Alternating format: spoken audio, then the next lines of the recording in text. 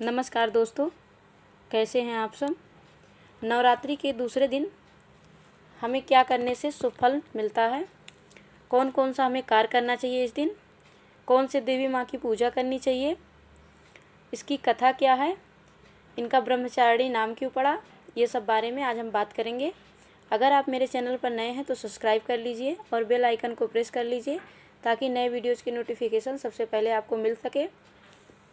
और लाइक करके कमेंट में जय माता दी ज़रूर लिखिएगा और अगर यह वीडियो पसंद आए तो शेयर ज़रूर कीजिएगा। तो चलिए हम लोग जानते हैं, दूसरे नवरात्रि में माँ ब्रह्मचारिणी की पूजा की जाती है। माँ ब्रह्मचारिणी की एक बहुत ही अद्भुत कथा है। जब हिमालय जी के यहाँ पर शैलपुत्री जी का जन्म हुआ था तो देव ऋषि नारद जी के पधारने पर देव ऋषि नारद जी के द्वारा जब यह ज्ञान प्राप्त हुआ कि अगर आपकी बेटी तपस्या करे तो इनकी मनोकामना पूर्ण होगी। नारद जी की बात मानकर शैलपुत्री तपस्या करने के लिए चली गई। उन्होंने बहुत कठोर तपस्या की।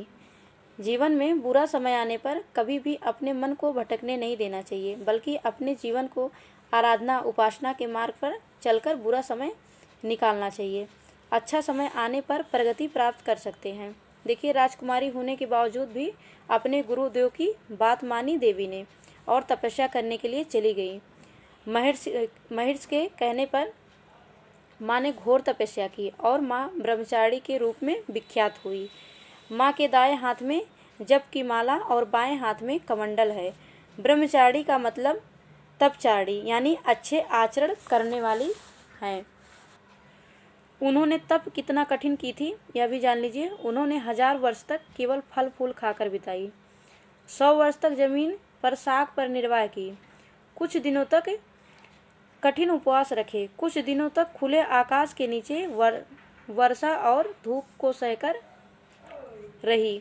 3000 वर्ष तक टूटे हुए बिलपत्र खाई और भगवान शंकर की आराधना करती रही। इतना कठिन तपस्या माँ देवी ने की है।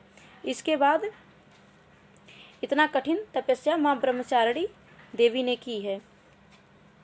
इसके बाद सूखे बेलपत्र खाना भी छोड़ दी और 1000 वर्ष तक निर्जला और निराहार रहकर तपस्या करती रही। इसको कहते हैं तपस्या, इसलिए इनका नाम ब्रह्मचारिणी पड़ा।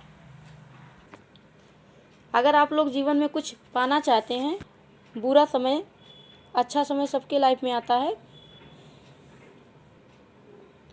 अगर आप लोग जीवन में कुछ पाना चाहते हैं तो बुरा समय और अच्छा समय सबके लाइफ में आता है। बुरे समय में हम लोग को कभी भी धैर्य नहीं खोना चाहिए, अच्छे समय का वेट करना चाहिए और जब बुरा समय आए तो उसमें चिंता नहीं करना चाहिए, भगवत चिंतन करना चाहिए, पूजा पाठ करना चाहिए, व्रत करना चाहिए, पुराणों को श्रवण करना चाहिए। ये सब हम लोग को दुख की समय पे करनी चाहिए। ब्रह्मचारिणी माता बहुत कठिन तपस्या की, तब उनकी मनोकामना पूरी हुई। नवरात्र के दूसरे दिन माँ ब्रह्मचारिणी की पूजा होती है। माँ का यह स्वरूप मंगल ग्रह का स्वामी है। माँ ब्रह्मचारिणी की पूजा करने से मंगल दोष को मिटाया जा सकता है। ब्रह्मचारिणी के पूजा के बाद हमें चीनी और मिश्री से बनी हुई कोई भी पदार्थ भोग लगानी चाहिए। माँ ब्रह्मचारिणी को कमल और गुड़हल का फूल बहुत ही प्रिय है। जय माता दी।